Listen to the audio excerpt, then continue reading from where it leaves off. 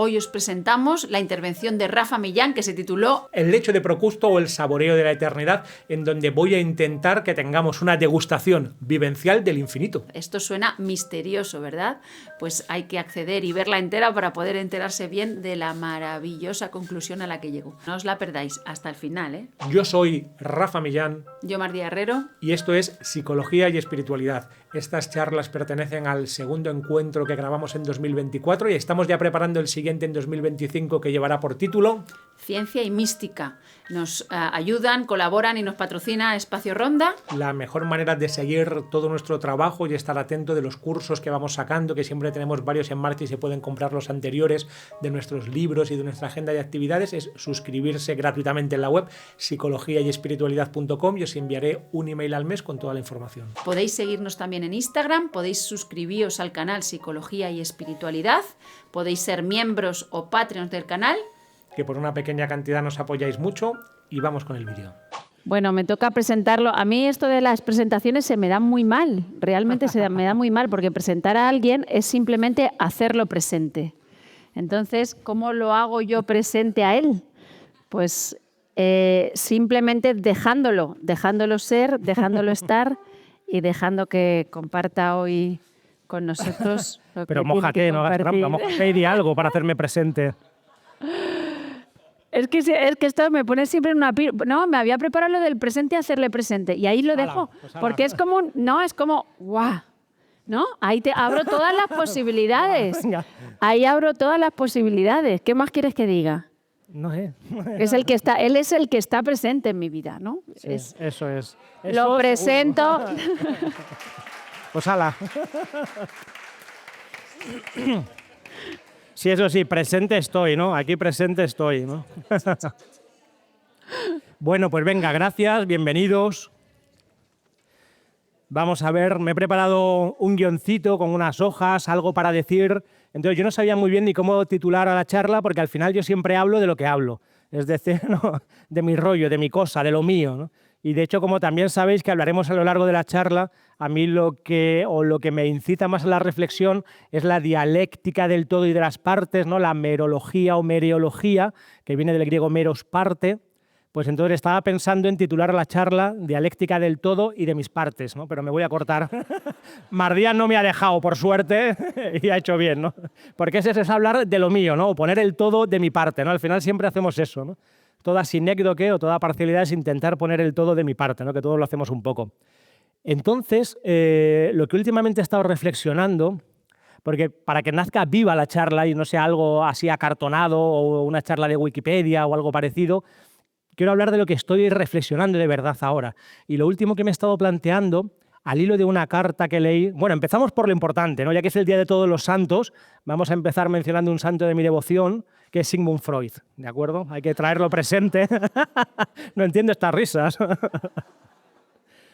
Estaba yo leyendo una de las cartas que... Una de las obras más interesantes de Freud es la menos leída, que son las cartas, la correspondencia que tiene con Wilhelm Fliess, que es un otorrino absolutamente loco, que Freud le toma como figura transferencial y como una especie de padre o de figura paterna, y hace el primer autoanálisis con él. Y parece ser que el propio Fliess pasa completamente de las cartas de Freud, ¿no? Que muchas ni las lee ni las abre. Y hay una de las cosas que le dice, que es que él siempre ha necesitado un caballo de batalla, que Freud, para poder pensar, ha tenido que ir a la contra, para poder afinar o afilar su filosofía y su pensamiento. Y también decía otra cosa, que yo creo que con esto me vi identificadísimo, que siempre había necesitado también un amigo íntimo y un enemigo íntimo, y que no pocas veces en la vida de Freud habían coincidido en la misma persona, ¿no? Esto le dice a Wilhelm Fliess, ¿no? Y si vemos con Jung o el propio Fliess, ¿no? Que luego acabarán también escaldados, le ocurre varias veces. Entonces yo me he puesto a reflexionar sobre quién sería el enemigo o mi enemigo. ¿A la contra de qué estoy pensando yo? Porque tengo una sensación muchas veces de que pienso a la contra, de que empiezo haciendo como una crítica a lo establecido o a lo dominante para a partir de ahí construir algo. Y como una especie de necesidad de honestidad intelectual, pues quería hacerme en voz alta esta pregunta. ¿Quién es el enemigo o quién es mi enemigo? ¿Contra qué estoy cargando? ¿Cuál es mi caballo de batalla?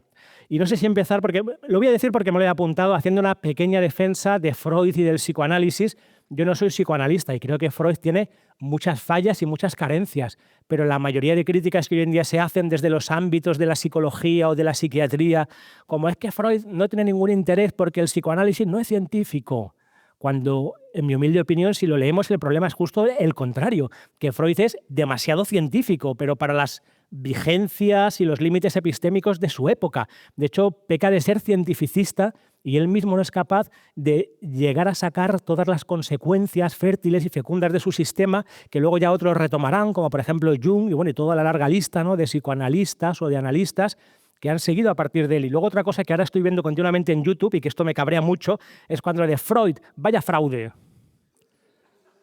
¿Por qué se dice Freud, vaya fraude?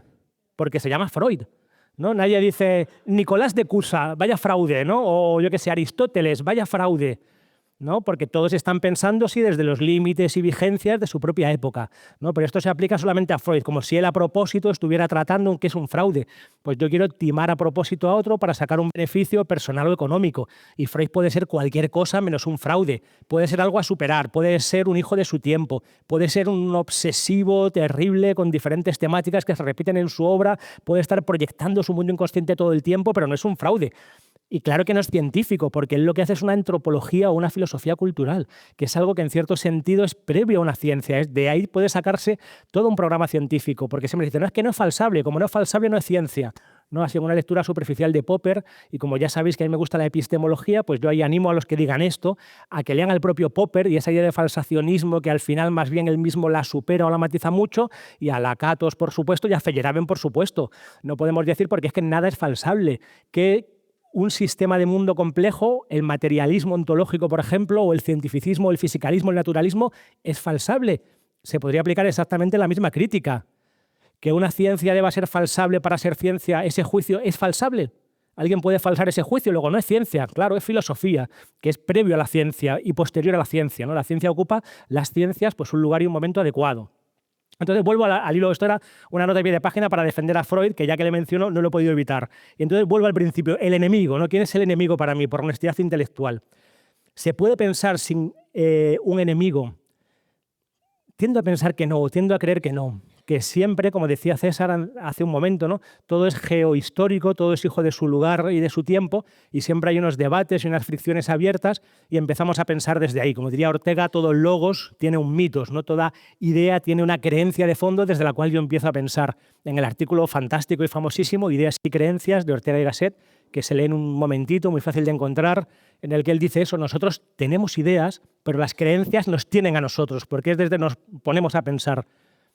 Entonces yo reflexionaba para mí mismo, si yo no tengo claro quién es mi enemigo, de alguna manera a lo mejor me estoy haciendo trampas al solitario, me estoy engañando, estoy metido dentro del ámbito de las creencias y no de las ideas, porque esto se ve en terapia continuamente. Cuando algún aspecto importante de nuestra vida, de nuestra reflexión o de nuestro pensamiento no es consciente, es cuando le estamos dando mucho poder, cuando está enterrado en las profundidades de nuestra vida psíquica, y precisamente porque no lo vemos, no lo podemos controlar, no es la palabra, domesticar un poco, y acaba controlándonos a nosotros, ¿no? Como diría Freud, lo reprimido siempre vuelve como un monstruo y vuelve para devorarte.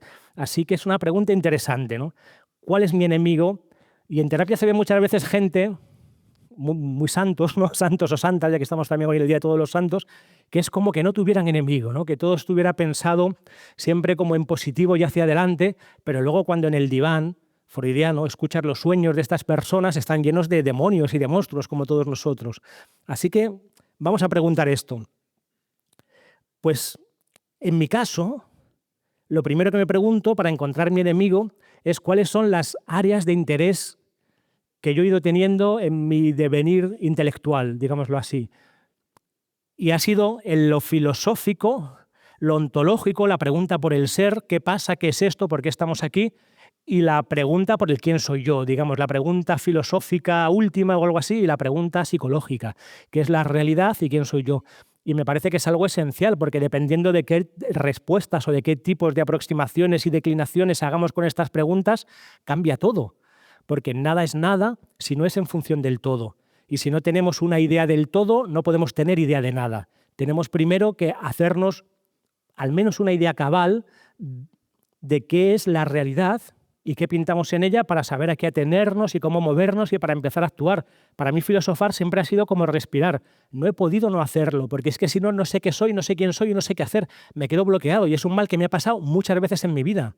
Hubo una época que me dediqué al ilusionismo y la última vez que hice una actuación pública de magia, de repente yo empecé a sentir que lo que estaba haciendo era algo falso o poco verdadero, porque había una trampa, porque había un truco, porque era un mero espectáculo, no había un corazón de fondo, digamos, entregando algo valioso, y me tuve que bajar del escenario a los 5 minutos, ¿no? En un local que está por aquí cerca, me tuve que bajar del escenario a los 5 minutos porque no lo pude soportar, que todo el mundo lo entendió como una broma, ¿no? Una broma típica de mago, pero yo no pude más, no me quedé bloqueado, porque me hice esa pregunta en el escenario, ¿eh? ¿Y quién soy yo? ¿Y qué hago yo haciendo aquí el payaso, o haciendo aquí el tonto, haciendo bromitas de mago, ¿no? Las típicas bromitas de mago, de piensa una carta, ¿cuál es tu nombre? No, ¿no? Esto no podía ser, ¿no? Yo tenía que preguntarme seriamente, ¿no? ¿Quién era yo? Ya no estoy siguiendo el guión. ¿Qué hago de aquí? Entonces, no. Entonces, claro, ¿por qué nos interesa lo que nos interesa, no? Porque la verdadera libertad, aquí cito una cita apócrifa de Einstein, que estas de las que se ven en Facebook, ¿no? Que se ponen la foto de Einstein y se pone una cita, que yo lo voy a hacer a partir de ahora siempre, para que le tomen en serio cualquier cosa que piense yo, lo escribo y pongo al lado una foto de Einstein y ya está, ¿no? Y entonces decía, somos libres, Einstein, ¿no? O seguramente no, decía, somos libres de hacer lo que queramos, pero ¿y de querer lo que queramos? Eso sería la verdadera libertad, ¿no? La libertad no sería, pues yo soy libre de comerme un donut de chocolate o de no comérmelo. La verdadera libertad sería, yo quiero ser libre de que no me interese el donut y me guste, por ejemplo, la lechuga. Pero no soy tan libre. Yo por lo menos no llego a esas cotas de libertad, ¿no? Entonces, ¿por qué me interesa lo que me interesa? ¿No? Para mí esto es esencial, que sería, como digo esto, lo real y yo mismo. Yo mismo como sujeto, el yo, digamos, ¿qué soy yo? ¿Quién soy yo? ¿Y qué es todo esto? ¿No? ¿Y qué es esta extraña movida en la que estamos metidos? Y haciendo un poco de psicoanálisis barato, tal vez tenga algo que ver mi genealogía, ¿no? Porque mi padre es médico de su época, un médico organicista, fisicalista, naturalista, para el que solo existe la materia, ¿no? La materia inerte, y mi abuelo, el padre de mi padre, los dos se llaman Donato, es escritor y era también un escritor muy materialista e incluso comunista, ¿no? Además, un comunista de verdad, de los de antes, ¿no? De época. Y yo escribía para él, ¿no? Cuando yo era pequeño él me dictaba porque se quedó ciego al final de su vida y entonces yo escribía para él y ahí empezó un poco mi vocación por escribir y de alguna manera también hago lo que hace mi padre, porque él lo hace de una manera orgánica, él se dedica a sanar el cuerpo porque es médico y yo me dedico también a lo sanitario, pero en este caso a la salud mental, aunque no me gusta este término, a lo psicológico. Es decir, que de alguna forma he hecho exactamente lo mismo que mi padre y que mi abuelo, dedicarme a escribir y dedicarme a lo sanitario, haciendo exactamente lo contrario que ellos. Porque para mí, mi enemigo, si yo me pongo, o siempre he creído, luego veremos que esto tiene truco, ¿no? Pero siempre he creído que ha sido así, mi enemigo ha sido, en filosofía, el materialismo cientificista o el materialismo burdo, el cientificismo, el fisicalismo y el naturalismo, dominante en la academia, y en psicología, la que sería la escuela natural de este materialismo, que sería más bien el conductismo, o más modernamente y hasta cierto punto la psicología cognitivo-conductual. Entonces yo pensaba que este era mi enemigo, ¿no? Que yo estaba luchando contra esto y he pasado años de tortura en la facultad peleándome, ¿no? Contra estos enemigos que eran molinos, más que gigantes, ¿no? Enemigos imaginarios, como ahora iremos viendo.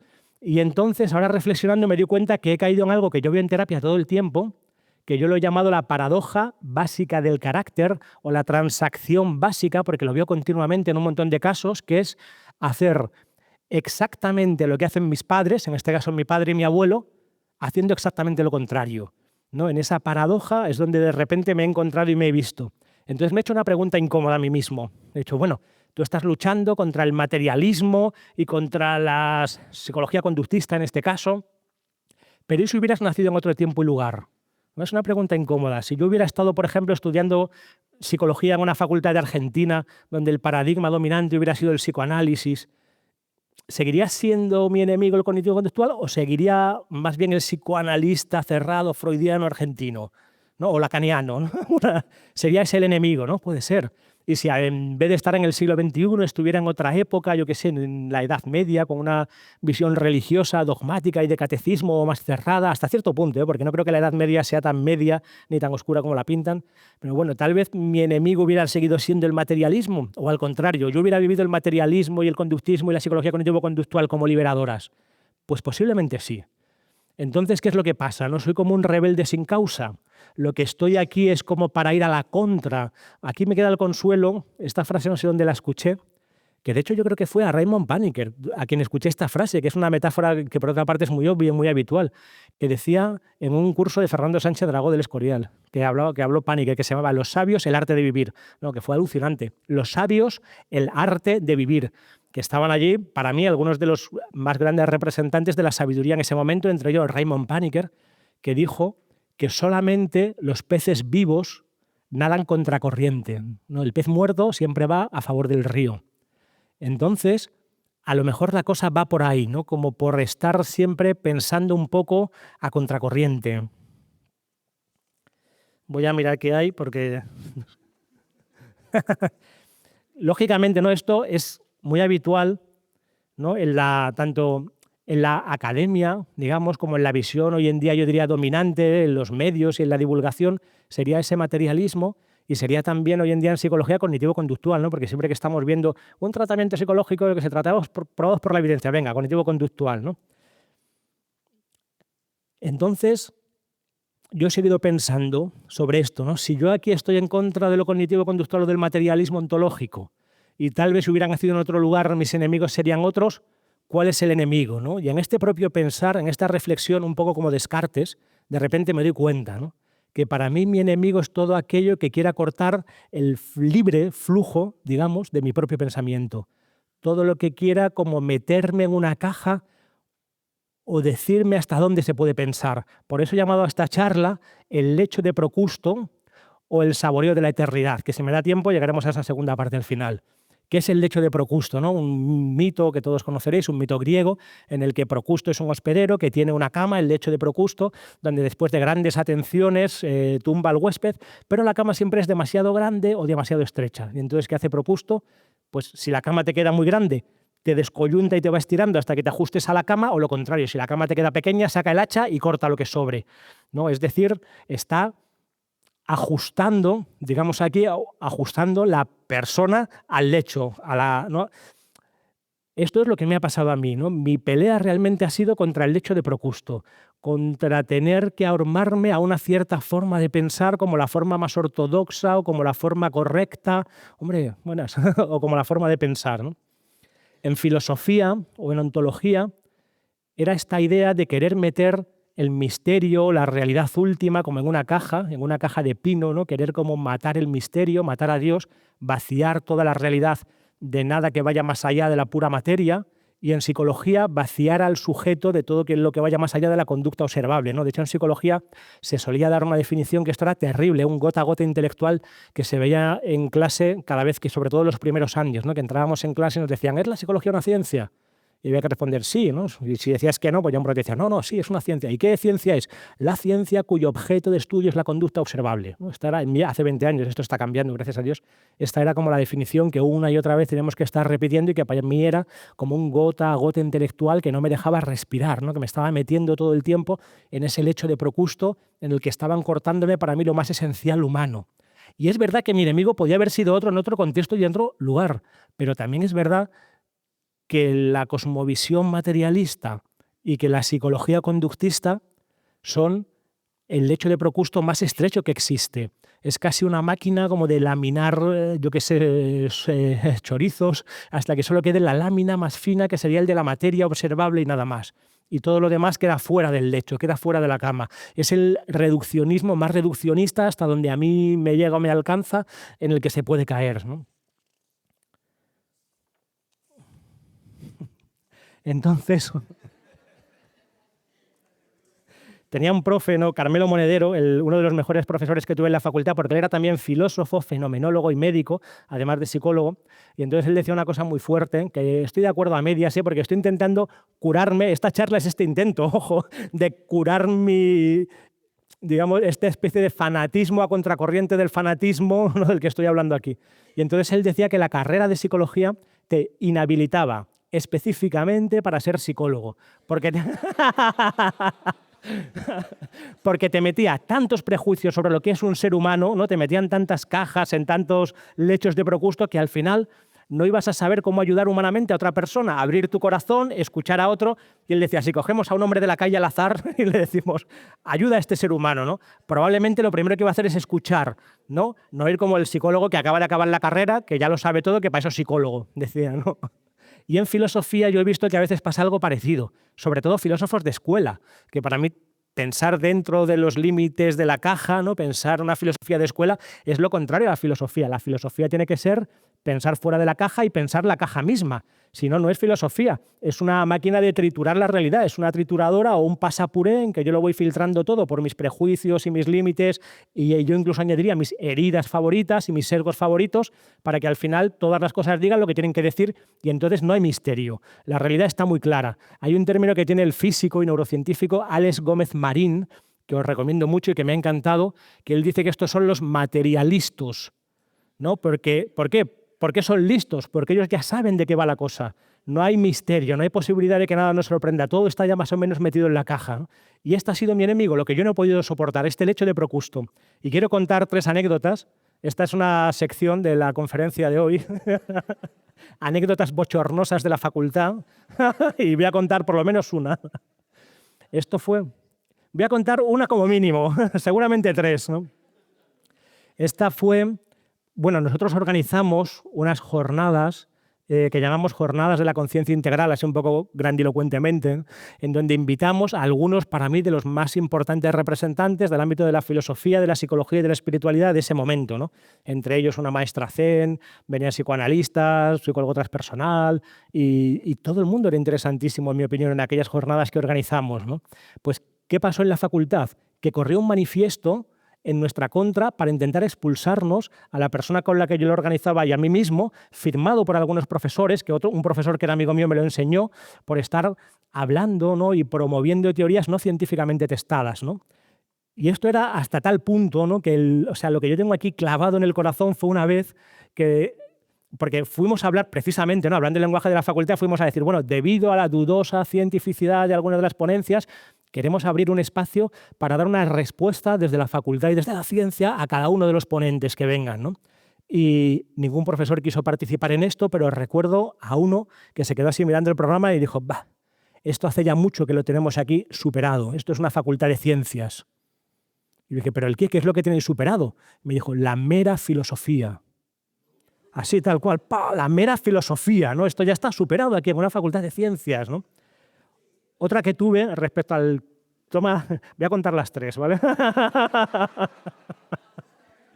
Otra que tuve respecto al tema de los materialistas, ¿no? Fue en la segunda jornada, porque ya la primera ya fue difícil, y lo más raro que llevamos fue a una maestra zen, a Bárbara Kosen, que además es encantadora y divertidísima, que dio una charla de 3 horas en posición del loto, subida encima de la mesa del estrado, ¿no? Me la estaba en una silla, se subió encima de la mesa, se puso en posición de loto y estuvo así hablando 3 horas, ¿no? Y algún profesor que pasaba se quedaba, no podía con esa imagen, ¿no? Hace 20 años, yo creo que esto ahora habría cambiado. Y esta otra fue en la segunda, aumentamos la apuesta, ¿no? Y conocimos a un grupo de gente que se llamaban, muy raro esto, que se llamaban el Instituto de Proyecciología, ¿no?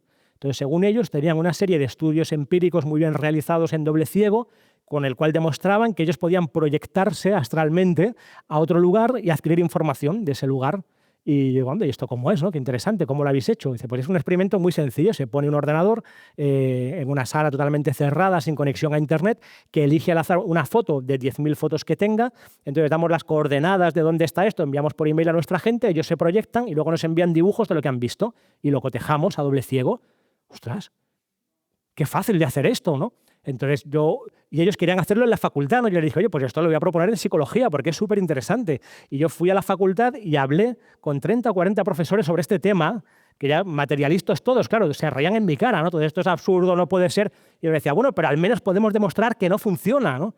Esto ya, o sea, todo experimento científico es un avance, porque decimos que sí o decimos que no, y de alguna manera estamos poniendo, digamos, más piedras dentro del edificio materialista, ¿no? Pero lo peor fue uno de ellos que me respondió una cosa que también tengo todavía clavada, que me dijo, no, el problema no es que no funcione. Digo, ¿cómo? Dice, no, el problema es que funcione. Y entonces, a ver qué hacemos, ¿no? Pero era de verdad, no era una broma, ¿no? Me lo decía asustado. Dice, no, es que esto lo hacemos y sale, se nos cae todo el tenderete, macho. A ver qué pasa, ¿no? Bueno, entonces, el rostro del enemigo, ¿no? Volvemos aquí. ¿Cuál sería para mí, ¿no? Pues sería esto, ¿no? Primero el reduccionismo, ¿no? La jibarización de la complejidad, que esto que ya sabéis que en mi lenguaje, ¿no? En mi lenguaje merológico o meriológico, sería tomar el todo por la parte o la parte por el todo, que es una cosa que yo he llamado, a falta de un nombre mejor, la sinécdoque, ¿no? La figura literaria, que es tomar la parte por el todo. Entonces, todo reduccionismo en que querramos meter en el lecho de Procusto una realidad compleja para explicarla de una manera muy simple, dejando fuera elementos esenciales o dimensiones enteras esenciales que tienen que ver con ese fenómeno, pues sería un reduccionismo. Otra sinécdoque, dogmatismo o fundamentalismo, que se aplica tanto en el cientificismo o en el materialismo estrecho como en muchas tradiciones religiosas o religiones, que también es muy fácil que caigan en un catecismo dogmático, que es otra forma del hecho de Procusto. Sería muy interesante hacer un estudio comparativo entre el fundamentalismo religioso y el cientificismo fundamentalista, porque para mí son primos hermanos. Y cuando hablo de cientificismo no hablo de ciencia, y cuando hablo de fundamentalismo no hablo de religión. Hay una manera seria y libre, digamos, de vivir la ciencia y de vivir la religión o las ciencias, ¿no? La estrechez epistémica, ¿no? Lo mismo, ¿no? Esto yo lo llamo también de broma el no es más que, ¿no? El no es más queísmo, ¿no? Pues esto no es más que, ¿no? El ser humano no es más que un juego de conductas, o el ser humano no es más que un inconsciente, o no es más que una especie de complejidad neuronal o materia, o el fruto de la evolución, ¿no? Cuando obviamente es todo eso, si todos llevan razón, que es el problema, es todo eso y mucho más, ¿no? Y el exclusivismo, ¿no? Que esto es lo peor y se da tanto también en ámbitos académicos y no digamos ya en ámbitos religiosos, que sería como pues yo pertenezco al club exclusivo de los buenos, los bellos, los justos, los salvados, los que estamos bajo la gracia y los demás desgraciados, ¿no? Todos ellos. Y esto sería otra forma de sinécdoque, la que decía al principio, poner el todo de mi parte, ¿no? Siempre Dios está conmigo y el mal está fuera, ¿no? Toda forma de exclusivismo. Que Dios nos libre de la religión verdadera, ¿eh? Esto lo digo mucho así medio de broma, ¿no? Que Dios me libre de la religión verdadera, ¿no? Ya he tenido de esto toda mi vida. Todo esto para mí son formas de sinécdoque, de tomar la parte por el todo, que se ha ido convirtiendo poco a poco de una manera natural como en la categoría central de mi pensamiento. Entonces quiero contar un sueño de infancia que te dije que te lo iba a contar, María, el otro día, en el que todo esto está ya prefigurado, ¿no? Qué alucinante y qué complejidad la del alma o la psique humana, que en un sueño de infancia, y esto se ve en terapia continuamente, si los escuchamos de verdad, ¿no? Y los leemos un poco simbólicamente, viene ya a veces contenido germinalmente, incoadamente, prefiguradamente, todo un desarrollo posterior. Y aquí este sueño está hablando en el lenguaje de los sueños, un lenguaje imaginal o imaginario, en el que no hay un lenguaje abstracto o conceptual, justo de este tema, de la sinécdoque. Y el sueño que se me repetía de infancia era que yo estaba buscando el océano y diferentes personas intentaban hacerme creer que el océano estaba metido en un lugar muy pequeño, ¿no? Por ejemplo, en un servicio. Me decían, mira, eso es el océano. Y era como un servicio sucio o un váter con un poquito de agua. Me decían, esto es el océano. Y a veces en una caja, me daban como una caja de zapatos húmeda, me decían, toma, esto es el océano. Y yo estaba muy asustado, diciendo, no, esto no es, ¿cómo va a ser esto el océano? Esto no es el océano, ¿no? ¿Qué es esto, no? Enlatarla al misterio al vacío, meter la hondura, el océano, lo profundo, lo misterioso, lo insondable, lo infinito, dentro de un continente finito y limitado, el lecho de Procusto. La sinécdoque, ¿no? Tomar la parte por el todo, tomar la caja sucia o el váter sucio por el océano. Y esta era una de las pesadillas que más se repetía en mi infancia. Y va mucho más allá, por supuesto. Esta metáfora no solamente está hablando, ¿no?, de este aspecto de mi pensamiento filosófico, sino que va mucho más allá, ¿no? Podemos empezar a interpretarla y como todo onirema o como todo mitologema es muy fecundo, ¿no? Está lleno de implicaciones. Entonces, como todo no implica un sí, porque lo que hemos venido aquí es a curarme, ¿no? Quiero curarme de este ir siempre a la contra, ¿no? Hacer consciente el enemigo para intentar reconciliarme con él, ¿no? Hacer consciente la sombra para intentar reconciliarme con él. Porque todo no implica un sí y todo sí implica un no. Esto es algo que se ve mucho en terapia, como hay veces que no nos acabamos de comprometer de verdad con nada o de tomar verdadera responsabilidad porque queremos tener la falsa sensación de libertad de que estén todas las puertas abiertas y si nos comprometemos con una, si decimos un sí, tenemos que decir muchos noes, ¿no? Entonces yo no me comprometo con un trabajo, con una carrera o con una pareja para tener esa sensación un poco flácida de esa libre posibilidad, de que todo es posible. Una imagen que me gusta a mí es la de una habitación llena de puertas que funciona de tal manera que cuando abro una puerta se cierran todas las demás. Pero hay que elegir una puerta. La libertad es algo que hay que ejercer y que hay que usar. No podemos quedarnos en la antesala de la vida sin tomar ninguna decisión porque entonces no la estamos viviendo. Decidir es ir responsable y libremente abriendo y cerrando puertas y dejando que otras queden cerradas. Y voy a contar otro sueño de una persona, siempre que cuento un sueño que no es mío, lo hago con permiso, de una chica que vino a verme, una señora de 50 años, que venía a verme, que vivía todavía con sus padres y que durante la terapia se compró una casa, la iba amueblando para irse a vivir, pero nunca se iba a vivir a su casa. O sea, nunca tomaba como ese paso de autonomía o de independencia. Tampoco había tenido nunca una pareja estable, ni un trabajo estable, había hecho muchas cosas. Y el sueño que se le repetía, que es una metáfora increíble, o sea, es una metáfora existencial o un mito en sí mismo, era que ella estaba dando vueltas por la M30, por la carretera de circunvolución soterrada de Madrid, ¿no? Esa carretera un poco siniestra, ¿no? Que es como una cueva, y estaba como dando vueltas. Y esta carretera funcionaba de tal manera que había algunas salidas que la llevaban a su destino, que tenían semáforos. Si el semáforo estaba en verde, se podía pasar, si estaba en rojo, no. Pero ella no acababa de encontrarse cómoda nunca con ninguna salida, porque le pillaba muy cerca o muy lejos o no era adecuada. Entonces decía, bueno, no pasa nada. Como es una carretera de circunvalación, doy toda la vuelta y ya volveré a pillar esta salida, ¿no? Pero es que esta carretera cerraba. A las 12 de la noche, como Cenicienta, cerraba. Y ella iba viendo como poco a poco todos los semáforos se iban poniendo en rojo hasta que al final se daba cuenta que ya no podía salir y que se había quedado dando vueltas en esta carretera y se levantaba asustadísima. Me decía, es la peor pesadilla y se me repite casi cada noche, ¿no? Qué alucinante, ¿verdad? Cómo estás describiendo con un mito, con un símbolo, de una manera súper precisa, cómo está funcionando, ¿no? Porque cuento el sueño porque para mí es muy importante también reivindicar el valor de lo simbólico y el valor del funcionamiento, digamos, mitopoiético de nuestro propio inconsciente o de nuestro supraconsciente. Cómo estos símbolos nos habitan, queramos o no, y si los escuchamos están cargados de información y a veces son verdaderas lecciones vitales y lecciones de psicología, como este sueño. Podría dar un montón de ejemplos más. Entonces, como yo ya no quiero decir que no o quiero reconciliarme con mi enemigo y quiero decir que sí, ¿cómo podría ver todo esto en positivo, ¿no? ¿Cuál sería como mi lucha de una manera más en positivo, ¿no? Pues lo primero que yo podría decir sería reconciliarme con estas escuelas, ¿no? Con el materialismo y con la psicología cognitivo-conductual e incluso con el conductismo que tenía tan rechazadas. Porque es cierto que también he aprendido que el materialismo es una forma posible, una cosmovisión entre otras de ver el mundo, y la psicología cognitivo-conductual, después de 5 años estudiándola en la facultad, pues algo se me ha quedado también, ¿no? Y a veces me ha sido útil, ¿no? Sobre todo el conductismo. Yo creo que el conductismo es un saber limitado, como todas las ciencias, a un ámbito muy concreto, pero que es un saber útil y que muchas veces en terapia lo he aplicado. Un análisis funcional de la conducta como Germán, a ver qué estímulos desencadenan qué respuestas, y de esa manera hemos conseguido a veces avances interesantes, ¿no? Porque es una parte de lo que somos. Entonces, ¿qué reivindico? La complejidad. El ser humano estamos formados por una enorme y complejísima cantidad de dimensiones, y una de ellas es nuestra dimensión animal y condicionable. Por eso cuando vemos una foto de Skinner, ¿no? Uno de los padres del conductismo, tengo una foto genial que me encanta, que me quiero hacer un cartel con ella, que está como rodeados, está como en su laboratorio, y lo que hay son un montón de cajas llenas de palomas, ¿no? Y él está así como una paloma haciendo psicología. Claro, porque él hacía psicología con las palomas dentro de la caja. Pero es que también funcionamos un poco como palomas de vez en cuando, o como ratas blancas, ¿no? En otro lenguaje. Es algo que tenemos que integrar. Entonces, la complejidad, la integración de todas las escuelas para llegar a una especie, podríamos decir, de reencantamiento del mundo. Pero para mí, si soy ahora pensando lo más afinadamente que soy capaz, el mundo nunca se desencantó. Porque tenemos la sensación, y esto lo he escuchado un montón de veces, ¿no? Como que no es que la ciencia, que no existe una ciencia, hay ciencias diferentes, saberes muy interesantes, rigurosos, pero limitados y sectoriales, que están hablando de un ámbito concreto de la realidad y donde normalmente hay varios paradigmas enfrentados. No hay un único saber científico que sea una máquina de generar verdades como chorizos. La ciencia dice, la ciencia demuestra, como estos artículos hechos por ChatGPT, ¿no? Que ahora estamos leyendo todo el día en el móvil, ¿no? Dice la ciencia, ¿no? Hay muchas ciencias muy complejas y hay que escucharlas todas y hay que integrarlas, pero hay que ir más allá, ¿no?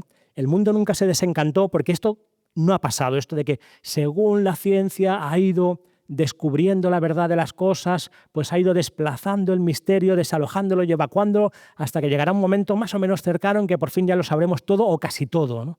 Hay este famoso libro, el de ¿Qué es esa cosa llamada ciencia?, de Alan Chalmers, no confundir con David Chalmers, ¿no? Que es un filósofo de la mente muy interesante, en el que el libro no está mal, es muy básico, es un libro introductorio, pero hay una parte al final en que él entrevista a científicos Y todos ellos se muestran bastante humildes respecto a su propia disciplina, ¿no? Como, bueno, estos son pues, a un biólogo, a un físico, y cada uno va diciendo qué piensa de la vida y de la realidad desde la física y de la biología, pero todos dicen, bueno, pero es que la física está en realidad empezando, hay muchas cosas que no sabemos, todo está lleno de paradojas y de contradicciones, e igual la biología. Pero Chalmers no se conforma con esa respuesta y dice, bueno, yo creo que esto lo dicen por una falsa humildad, porque en realidad ya más o menos sabemos cómo va todo, ¿no? Con el Big Bang, la teoría de la evolución, la materia, los átomos, nada, pum, ya está todo hecho, ¿no? Que aquí recuerdo un chiste de físicos, muy bueno, una chorrada, que le preguntan a un físico, ¿y qué es el espacio? Dicen, bueno, esto no lo sabemos, ¿no? Porque todavía la cuántica no se ha llegado, hay teorías, cuerdas, pero no se sabe qué es el espacio. ¿Y qué es el tiempo? Pues esto tampoco, ¿no? Hay 1000 miradas, no está muy claro. ¿Y la masa, la materia, qué es? Bueno, es como energía condensada, pero tampoco se sabe muy bien. ¿Y la gravedad? Dice, así, esto sí lo sabemos perfectamente. Dice, ¿qué es la gravedad? Es como dos masas se acercan en el espacio-tiempo. No, pues, no, es algo así, ¿no? Porque si vamos al fundamento, ¿no? De las ciencias, las matemáticas, por ejemplo, ¿y qué es un número? Le habéis preguntado a un matemático, venga, ¿qué es un número? No está claro, podríamos estar aquí debatiéndolo sin llegar a ninguna conclusión. En la conferencia del año pasado, que di aquí mismo, que tal vez fue más interesante que esta, la podéis encontrar en YouTube, hablamos... No. Hablamos sobre el proyecto logicista, ¿no? Que fue el intento de fundar las matemáticas en el ámbito de la lógica para tener un saber en el que no fuera autocontradictorio y que fuera consistente y estable, ¿no? Y repasamos los intentos, los matemáticos y los lógicos que estuvieron implicados. ¿Y cuál es la conclusión del proyecto logicista? No se puede tener un saber consistente y estable, autocontenido, completo, decidible, no se puede. Ni siquiera en matemáticas y en lógica, en lo más básico de lo más básico, ¿no? Como para decir qué es la realidad o qué es lo real. Además, ninguna ciencia tiene la jurisdicción de decir qué es lo real. Eso sería más bien la filosofía. Y ahora que está tan de moda también Mario Bunge, al menos en mi rol, digamos, de YouTube, están muy de moda muchos autores que siguen a Mario Bunge y hablan de la filosofía científicamente informada, que no deja de ser, en mi opinión y con todo cariño, una forma de seguir pensando dentro de una caja, porque parten de unos presupuestos como si esas ciencias dijeran verdades absolutas dentro de las cuales tenemos que pensar en vez de pensar el fundamento, ¿no? Pues yo, como creo que la filosofía tiene que dedicarse de lo último y ver qué es lo real, no hay que hablar de una solo en parte, ¿no? De una filosofía científicamente informada, sino que habría que ir a la experiencia de lo último para hablar de lo último. Entonces a mí se me ha ocurrido contrarrestarlo con una filosofía místicamente informada, que parta de la experiencia empírica y concreta de las personas que han tenido algo parecido a la experiencia de lo último, ¿no? Y sería además una filosofía mucho más libre, porque ahí entendemos que ese absoluto que nunca aparece en lo relativo se expresa de infinidad de maneras y todas ellas son válidas, y como antes decíamos Pablo, pues sería todo es relativo, pero nada es absolutamente relativo, porque solo hay un absoluto, ¿no? Si hubiera más de un absoluto, todo sería autocontradictorio, no tiene sentido. El saber y la realidad tiene que ser tiene que haber un absoluto que se manifiesta en la multiplicidad, un todo y unas partes, una mereología, ¿no? Una dialéctica del todo y de las partes. También tender puentes, ¿no? Otra de mis vocaciones, que sería eso, pues, el reencantamiento del mundo, la toma de conciencia de la complejidad, la dependencia de la mirada, sobre todo en saberes humanos, porque en psicología no está claro cómo empezar a hacer ciencia. ¿Cuáles son los elementos simples y sencillos que el psicólogo tiene que empezar a poner en relación, como en otros saberes o ciencias pueden ser la masa, la fuerza, la velocidad, para empezar a hacer ciencia? No está claro. Desde cada mirada, desde cada paradigma, desde cada escuela, co-construimos un sujeto diferente, porque ¿dónde está la línea entre sujeto y objeto? No está claro. La solución materialista es que no existe el sujeto. Han llevado esta cosa como de esta... Siempre van de no duales, ¿no? Como dice el materialismo. No, nosotros somos no duales, porque solo existe una única realidad que es la materia, ¿no? ¿Y qué es la conciencia? El mismo cerebro, nada más, ¿no? O como mucho eso, como el fantasma de la máquina, una molesta ilusión que no debería estar ahí, algo así. Pero eso es, claro, haber resuelto el dualismo, pero por abajo, digamos, habiendo quitado la res cogitans o la res divina y dejando nada más que la res extensa, lo que tiene extensión, lo que se puede pesar y medir, el mundo de la cantidad, el mundo de las meras cosas, y lo demás no existe. Eso no es resolver la dualidad. Resolver la dualidad sería integrar la conciencia y la materia, o integrar la res cogitans y la res extensa en el lenguaje de Descartes, ¿no? Y, pero espera, es que claro, me estoy liando. Lo que quería decir sobre que nunca se desencantó el mundo es porque en realidad, cuanto más ha ido avanzando la ciencia, si miramos la historia de la ciencia, más misterioso y complejo se ha ido volviendo todo. De repente, cuando tenemos nuevas maneras de mirar, como el microscopio o el telescopio, se generan ámbitos enteros de realidad completamente insospechados que están ahí operando todo el tiempo, como las moléculas, como las células, como las galaxias. Las galaxias tienen 100 años, ¿no? Lo que se llamó el gran debate en astronomía sobre si las nebulosas que estaba observando Hubble eran nebulosas, eran estrellas o eran galaxias, y la primera conclusión a la que llegaron es que no eran galaxias, que solo había una galaxia que era la Vía Láctea, ¿no? Siempre con una tendencia muy conservadora que, bueno, que puede que esté bien en ciencia, ¿eh? No digo que no, pero realmente no es así, es todo increíblemente complejo, increíblemente diverso. Miremos a donde miremos, con el telescopio, con el microscopio, llegamos a infinitos por todas partes. La realidad nunca se desencantó, se ha ido encantando más y más cada vez, y siempre que hemos respondido una pregunta, han venido 30 preguntas nuevas que antes nunca habíamos ni imaginado. Entonces, ¿cómo es eso de que la ciencia va desplazando el misterio? Si cuanto más conocemos y más sabemos en cada área científica, más y más grande se va volviendo el misterio. Y esto pasa hasta en física, ¿no? De hecho, para mí la física sería como una mística apofática, una mística negativa, porque no sabemos qué es ni siquiera la realidad material o la realidad física. En principio, ya aparentemente como la más burda o la más directa de las realidades para hacer una ciencia cuantitativa sobre ella. Porque sabemos seguro que no es como dice la cuántica ni como dice Einstein, porque no encajan, ¿no? Y además esos son modelos descriptivos. Yo puedo decir, no, ¿cómo está funcionando y moviéndose un planeta respecto al Sol? Y doy una ecuación que dice cómo se mueve eso. ¿Estoy explicando la realidad? Más bien la estoy describiendo. Pero bueno, esto sería otro debate, ¿no? Entonces, para mí funciona como un globo, como la realidad es infinitamente misteriosa e infinitamente compleja, o al menos para nuestro nivel como si lo fuera. Sería, lo que sabemos sería como un globo, la superficie de un globo que se va extendiendo sobre ese cosmos infinito y lleno de misterio, y cuanto más se extiende, más superficie hay contra lo desconocido. De tal manera que cuanto más sabemos, menos sabemos, ¿no? Aquí se cumple el dicho socrático de que solo sé que no sé nada, y cuanto más sé, menos sé. Alguien que no haya estudiado, yo qué sé, pues matemáticas, no sabe que existen subdisciplinas, la topología numérica, que puedes dedicarle 1000 vidas y nunca acabar de conocerla, ¿no? Si empiezas a ver matemáticas, ahí se abre como un campo nuevo de un montón de cosas que nunca acaban, ¿no? O biología, o cualquier otro, física, psicología, no digamos, ¿no? O cualquier otro saber. La realidad nunca se desencantó, siempre está reencantándose. Tender puentes, que aquí, bueno, yo utilizo una palabra medio de broma, ¿no? Hay una palabra castellana para lo que estamos haciendo aquí hoy, que es tender puente, ¿no? María y yo decimos que Dios está en el puente, nos gusta esta expresión, porque más que quedarse hoy en día con una sola escuela, con una sola tradición o una sola religión o escuela de pensamiento filosófico, psicológico, antropológico, hay que intentar ponerlas juntas y ver cuál es la imagen global que sale de ahí. Y entonces en los huecos entre las teselas o en como un mosaico, ¿no? En las fracturas, en el fragmento de entre un mosaico y otro, es donde aparece la maravilla, donde se cuela la luz, y ahí se hilla, ¿no? En ese puente entre diferentes tradiciones donde se encuentra ese absoluto o ese divino que nunca aparece en ningún ámbito relativo, en una única escuela, saber o religión de manera plena, porque el absoluto nunca puede aparecer, el todo no puede expresarse en ninguna de las partes por definición. Sería como decir, ¿cuál es el lenguaje puro? No existe, hay diferentes idiomas que apuntan hacia una misma realidad lingüística, pero no hay ninguno que sea el lenguaje puro. Todo lenguaje es relativo, pero no absolutamente relativo. Toda religión es relativa, pero no absolutamente relativa. Toda escuela de filosofía, psicología, antropología es relativa, pero no absolutamente relativa.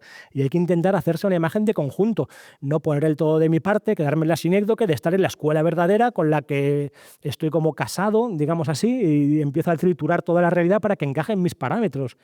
Mi intento sería como justo lo contrario. Entonces a mí, he inventado otro término que sería como lucho contra el reduccionismo, podríamos llamarlo, para ponerlo en positivo también, ampliacionismo, ¿no? Ampliar el campo de batalla. No quedarnos en una mirada cada vez más estrecha y más cerrada, sino intentar ampliar el campo de batalla para que poco a poco vayamos dando acogida a más realidad. Y esto puede ocurrir tanto en los saberes externamente, como internamente en la vida de cada uno de nosotros. También otra cosa que en Madrid y yo hablamos mucho es de ampliar el corazón, ¿no? La mística entendida o la espiritualidad entendida como un intento, tanto en lo vertical como en lo horizontal, en la conexión con lo absoluto como con lo relativo, de ir ampliando el corazón para que vaya teniendo cada vez más capacidad de acogida hasta que, si Dios quiere, se pueda hacer capaz de todas las formas, ¿no? Pues para mí esto sería un programa válido tanto para el estudio del conocimiento de lo real, filosófico o psicológico, como para el conocimiento de nosotros mismos, ¿no? Entonces aquí me invento yo una idea que es la... Bueno, me voy a saltar la mitad, pero me invento yo una idea que es la psicología merológica o meriológica, que es introducir esta mirada de la relación del todo y de las partes, o de la dialéctica, mejor dicho, del todo y de las partes, en la propia filosofía, ¿no? El ejemplo con el que yo siempre lo explico, que lo voy a decir muy sencillo porque lo he contado ya muchas veces y quiero que cada charla sea diferente, es la de las notas y la melodía, ¿no? Yo ahí lo entiendo muy claro. Si yo estoy escuchando una melodía, cada una de las notas es una parte de la melodía, ¿no? Las partes están en el todo. Pero es que el todo también está en la parte. Nada es nada si no es en función del todo. Porque ese mismo sonido de la nota, si lo escucho fuera de su melodía, pip, es un pitido absurdo, ¿no? Un sonido muerto que no significa nada. Adquiere sentido cuando está encajado armónicamente en la totalidad a la que pertenece, dentro de su melodía. Y de repente ese mismo sonido, esa misma materia sonora, se transforma en belleza y en sentido porque encaja armónicamente dentro de su melodía. De tal manera que cada nota, en cierta manera, cifra y contiene la totalidad de la melodía. Es la melodía entera vista desde un ángulo, desde una de sus partes o desde una de sus caras. Por eso la primera vez que escucho una música o un tipo de música nuevo no me dice nada, porque no soy capaz de hacer inteligibles, de entender cada una de las notas, cada una de las partes, porque no tengo una idea de la totalidad o de la globalidad o del todo. Nada es nada si no es en función del todo. Y el todo gravita ausente en cada parte. Cada nota está señalando la totalidad de la melodía y de su frase musical, igual que cada palabra está señalando un universo conceptual concreto. No es lo mismo hablar de libertad para un occidental moderno que para Aristóteles o que para un australiano de una tribu antigua, ¿no? No es lo mismo, ¿no? Porque todo tiene que entenderse relativamente dentro de su contexto. Y como ese todo o ese absoluto, por definición, nunca puede aparecer, podemos como observarlo un poco en ese concepto clave también, que para mí sería el concepto clave para la salud, que es la armonía, en la armonía de conjunto. Cuando algo suena armónicamente, es como ese clic en que la pieza encaja en el puzzle y la nota en la melodía. Y en nosotros también, una buena definición de salud mental, que no me gusta ninguno de los dos términos, pero bueno, sería eso, la forma en que armónicamente todos los aspectos de lo que somos van encajando entre sí como las notas en la melodía. No quiero acabar sin decir cuál es mi definición de psicología, porque claro, no quiero ir a la contra, sino que quiero hacer una apuesta y es una definición que no he escuchado nunca a nadie más y que a mí me parece evidente. Y además creo que no es una definición potencial, como un deseo o algo posible, sino que me parece que estoy describiendo de una manera totalmente precisa el estado actual de la cuestión, ¿no? ¿Qué sería la psicología, el estudio de la psique y de lo interior?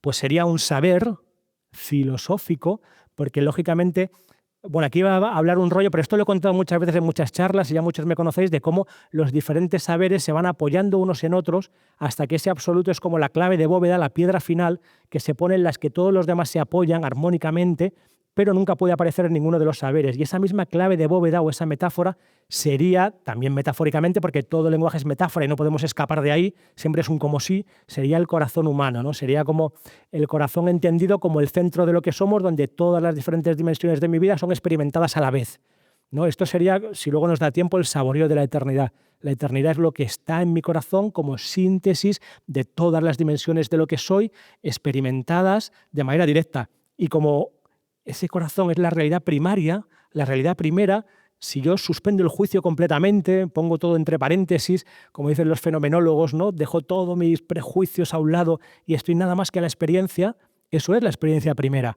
Por eso no se puede expresar en ningún lenguaje relativo, porque es, en cierta forma, una sombra de la experiencia de lo absoluto.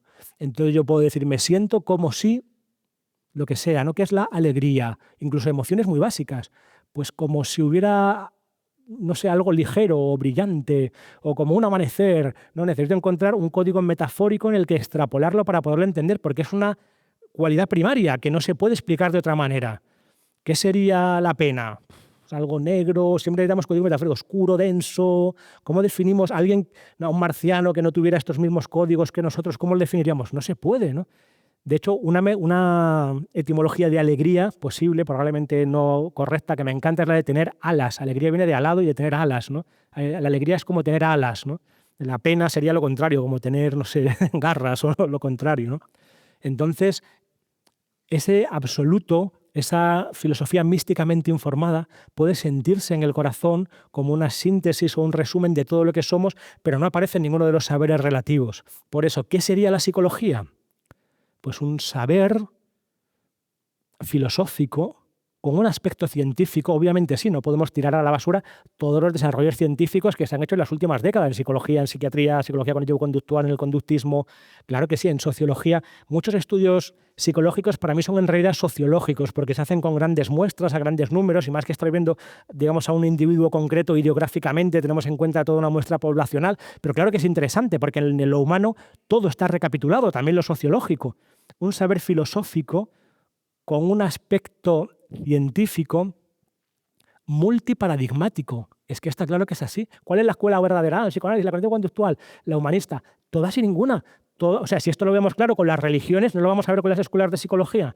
Todas están viendo desde un lugar y desde una perspectiva concreta una parte de ese todo, pero no se puede acceder al todo como tal, porque es la experiencia primera y absoluta que nunca se puede llegar a expresar en palabras. La palabra o el lenguaje no puede hacerse cargo del todo. O sea, un saber filosófico con aspecto científico multiparadigmático, complejo, porque hay muchos niveles a la vez funcionando de manera sincrónica o conjuntamente, dependiente de mirada. Según cómo estemos mirando lo humano, tendremos una perspectiva u otra diferente, y todas pueden llegar a ser válidas. Dónde ponemos la línea de qué es objeto y qué es sujeto, qué es el sujeto, esto ya en sí es interesante. Sobre el sujeto humano, no es una ciencia objetiva, ciencia cuyo objeto de estudio es la conducta observable. Tiene un aspecto objetivo, porque lo subjetal tiene un aspecto objetivo, pero es un saber sobre el sujeto, lo cual lo hace muy diferente, aunque tiene un aspecto objetivo que también es válido, porque lo que quiero es reconciliarme con la psicología cognitivo-conductual, con el conductismo y hasta con el materialismo. Especialmente sobre el sujeto más complejo, problemático, ambivalente y paradójico que hay, que soy yo mismo, ¿no? Para mí esto sería la psicología, y creo que esto es de verdad la psicología a día de hoy, a no ser que nos pongamos sinecdóquicos, tomemos la parte por el todo y nos casemos con una única escuela. No, es que solamente de verdad la psicología freudiana o la cognitivo-conductual o la humanista o la transpersonal. Más de 3.000 escuelas dicen que hay de psicología. ¡Qué locura!, ¿no? Saber filosófico, multiparadigmático, complejo, dependiente de mirada sobre el sujeto humano y especialmente sobre el más paradójico que soy yo mismo. Y entonces iba a acabar con una meditación, pero como tenemos tiempo a otros momentos, me callo ya, ¿no? Por eso estás aquí. Vale, vale. Pues ya está, vale. A tus...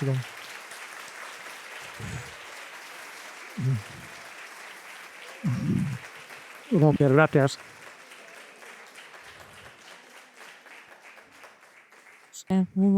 Muchas veces añadimos unos hitos de la alma.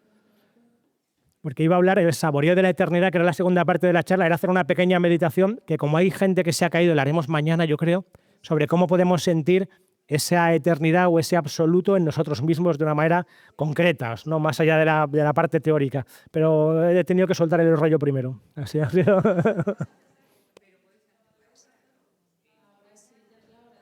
Es que es la hora de María Toscano, que ella misma es una meditación. Pero es muy sencillo, simplemente cada uno escucha su propio corazón, paramos la cabeza, relajamos el cuerpo, y todo lo que está ya ocurriendo es una cara de lo absoluto, es una nota de la melodía, así que estamos ya en ello. No podemos no estar ahí. De hecho, yo a veces lo llamo la técnica de la no técnica, porque se trata de volver a ser lo que somos. Pero nos hemos perdido tanto, nos hemos alejado tanto de ese origen, que hay que hacerlo de una manera técnica para volver al centro, ¿no? Algo así. Entonces lo que hay que hacer es no hacer, más bien. Siempre en la paradoja. Todo lo humano se juega en la paradoja. ¿Alguien tiene alguna pregunta? ¿Comentario? ¿Algo que decir?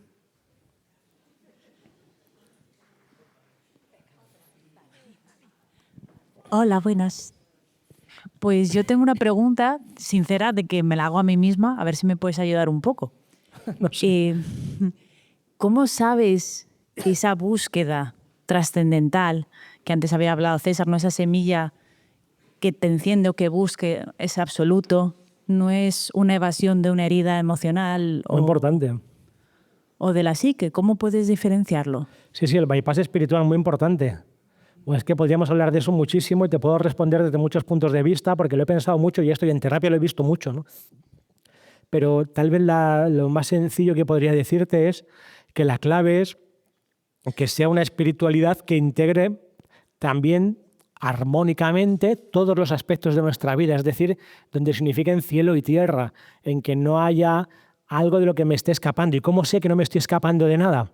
Bueno, pues eso se ve si se generan síntomas neuróticos, se puede ver en sueños. Yo esta noche he tenido un sueño inquietante en que yo estaba en mi casa, en una casa que era como mi casa en el sueño, pero era una casa onírica de varias plantas, y de repente abría una puerta y había una habitación llena de trastos apilados, había hasta un avispero, ahí con avispa, hasta yo y decía, uff, lo que me queda aquí por hacer todavía, ¿no? Pues eso, ¿no? Ahí veo que tengo trabajo todavía que hacer psicológico, tengo mucho que ordenar en mi mundo interior y que echar a las avispas, ¿no? A ver si poco a poco lo vamos consiguiendo, ¿no? Entonces la clave sería que al final, a mí me gusta mucho Antonio Blay, que tiene un curso que se llama Ser, de 20 horas, que está gratis en YouTube, se puede escuchar entero y es una maravilla, en donde él dice que si vamos al fondo, y yo estoy totalmente de acuerdo, ¿no?, de nuestro corazón, de nuestra experiencia concreta de ser yo mismo aquí y ahora individualmente, el corazón entendido como metáfora del centro de mi ser, que incluye sintéticamente todas las dimensiones que soy, entonces ahí es donde empieza lo espiritual, ¿no? Entonces no hay una contradicción entre lo psicológico y lo espiritual, ¿no? Llevado lo psicológico al límite o al centro, cómo se abre a lo espiritual, ¿no? Si yo me escucho de verdad, ahí lo puedo descubrir. Y la clave es que todo tiene que estar integrado armónicamente. Para mí la armonía es la forma en que el todo se muestra en la parte, porque no puede mostrarse entero. Todo tiene que estar integrado armónicamente. Si hay un aspecto de mi propia vida que disuene mucho, me tengo un problema en que me llevo fatal con mi pareja, o no encuentro trabajo nunca y estoy en casa de mis padres para una persona adulta, o tengo de vez en cuando obsesiones extrañas con cosas, o estoy muy depre, ¿verdad? Pues ahí está claro que hay algún elemento disonante que no encaja en esa armonía de conjunto, y eso habría que mirarlo psicológicamente, lo cual no implica que a la vez, porque todo es muy complejo, no haya una dimensión espiritual más o menos autónoma que pueda estar funcionando y operando simultáneamente, porque hay gente que tiene algo parecido, digamos, a un gran desarrollo psicoespiritual o espiritual y a la vez, yo qué sé, pues fuman tabaco, pero no por eso no quiere decir que no puedan estar iluminados, digamos, ¿no? Que no puedan tener un cierto grado de realización, o tienen obsesiones, o tienen problemas de pareja, porque todo eso forma también parte de la vida, ¿no? O sea, que te digo todo y no te digo nada.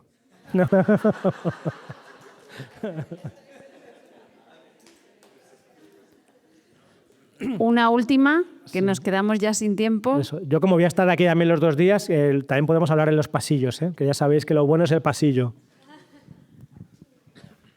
Hola. Era solo la tercera anécdota, no sé si la has contado. Es que la he integrado las 3, porque era la de la mera filosofía, ¿no? Eso, por una parte, así lo de que ¿y si funciona? Es que eso es la hostia. Solamente ese ¿y si funciona? Es que es un mundo, ¿no? Se nos cae todo el tenderete. Y ¿Se sabe si hicieron algo? O... Nada. Yo lo hablé con todos los profesores, se rieron de mí en mi cara la mayoría, y solamente tuve esta anécdota de uno que yo le decía, no, pero no pasa nada, si no funciona, por lo menos demostramos o vamos en el camino de demostrar que esto es una chorrada. Dijo, el problema no es que no funcione, el problema es que funcione. Entonces, ¿qué hacemos? Eso, claro. Pues nada, gracias. Muchas gracias.